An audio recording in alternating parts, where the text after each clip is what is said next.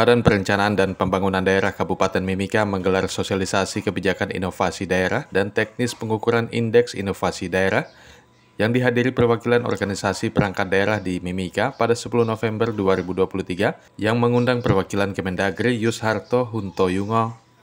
Dikatakan dalam kesempatan tersebut, inovasi daerah menjadi hal yang sangat strategis di tengah perkembangan zaman yang begitu cepat saat ini. Oleh karena itu, Kementerian Dalam Negeri meminta tiap daerah untuk melakukan inovasi di berbagai bidang yang dibagi menjadi 6 area inovasi, diantaranya inovasi administrasi, inovasi manajemen, inovasi kebijakan, inovasi frugal, inovasi teknologi, dan inovasi sosial. Dalam kesempatan tersebut, Kepala Badan Strategi Kebijakan Dalam Negeri Kemendagri Yusharto Huntoyungo mengatakan untuk Kabupaten Mimika sudah melakukan pelaporan inovasi sejak tahun-tahun sebelumnya.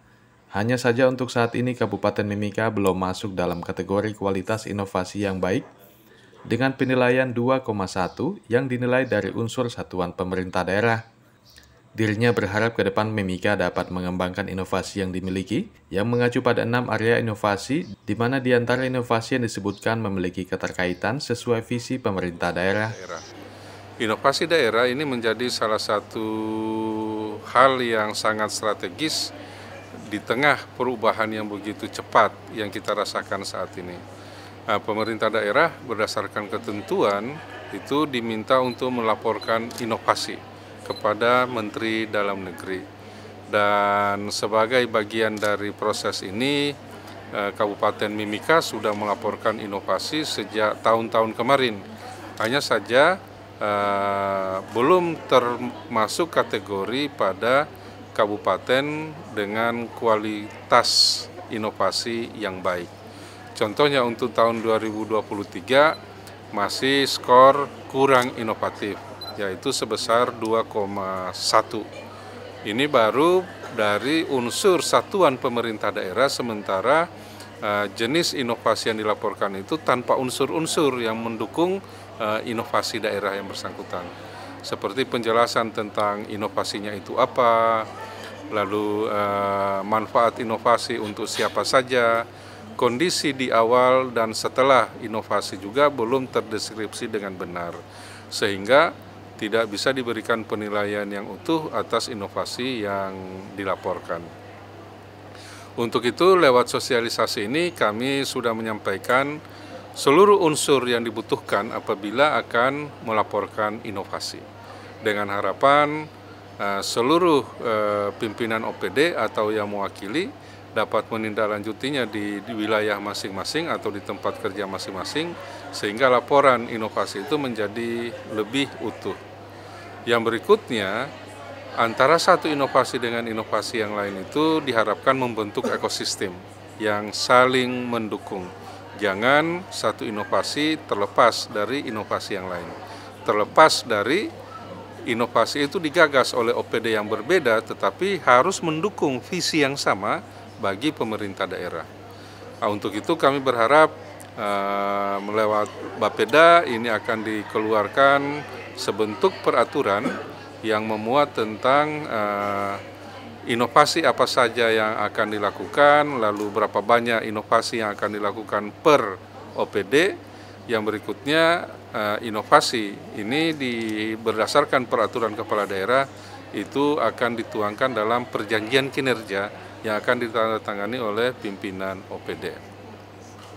Bentuk yang lain, komitmen kami akan melakukan upaya pendampingan terus-menerus dan mengamati proses perkembangan penciptaan ekosistem inovasi untuk Kabupaten Mimika. Kami senang sekali tadi sudah mendapatkan laporan, diantaranya laporan dari Badan Penanggulangan Bencana Daerah untuk penanganan banjir. Ini akan di-launching satu inovasi yang akan memberikan early warning ya untuk tidak terjadi banjir. Yang berikutnya dari perpustakaan juga sudah ada inovasi, demikian juga dari Kesbangpol untuk melakukan pencatatan secara online. Jadi masyarakat tidak harus datang ke kantor untuk melakukan pendaftaran untuk membentuk ormas di Kabupaten Mimika.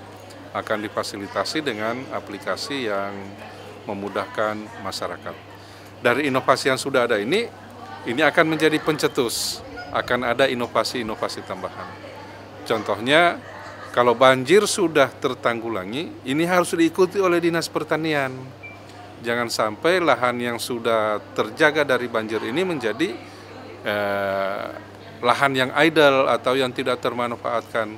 Langsung melakukan inovasi yang berkaitan dengan ketahanan pangan yang berkaitan dengan penanggulangan stunting atau penanggulangan inflasi, ditanam tanaman yang cepat panen sehingga harga cabai umpama tidak sampai melonjak. Sekarang udah 2 kali lipat dari harga normal yang dianggap normal itu ya antara 10.000 atau sampai dengan 15.000 harga cabai sekilo. Tapi sekarang sudah sangat-sangat tinggi. Ini karena terjadi kelangkaan. Demikian juga akan diikuti oleh dinas-dinas yang lain yang akan mendistribusi hasil panen yang sudah diperkirakan karena dari areal tanam yang bertambah karena sudah terbebas dari bencana banjir. Demikian seterusnya, karena kita bekerja untuk masyarakat dan semua dinas didedikasikan untuk masyarakat, maka akan ada saling ketergantungan, akan ada irisan tugas yang saling menunjang yang kita perkuat lewat inovasi di masing-masing OPD. Mudah-mudahan Bapak Bupati akan mengeluarkan satu peraturan kepala daerah yang akan mendukung penerapan inovasi yang lebih baik di Kabupaten Mimika. Indonesia itu melaporkan inovasi. Lalu kita lakukan pengukuran menggunakan indeks, namanya Indeks Inovasi Daerah. Yang tertinggi ini berkategori terinovatif. Itu skornya antara 90 sampai dengan 100 gitu. Sementara daerah-daerah yang lain itu sangat variatif sampai ada yang belum punya nilai karena memang masih disclaimer.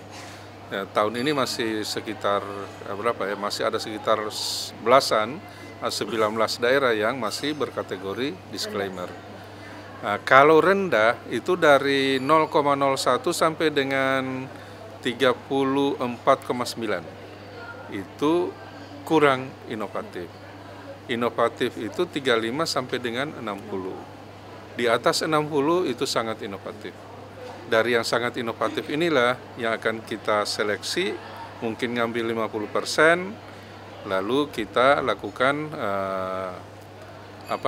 ngundang kepala daerahnya untuk pemaparan inovasi yang terbaik di daerahnya. Nah, setelah itu kita lakukan visitasi, lakukan pemeriksaan di lapangan tentang keberadaan inovasi itu. Setelah 2 tahun dinyatakan disclaimer, itu akan ada teguran dari Menteri Dalam Negeri. Ada teguran.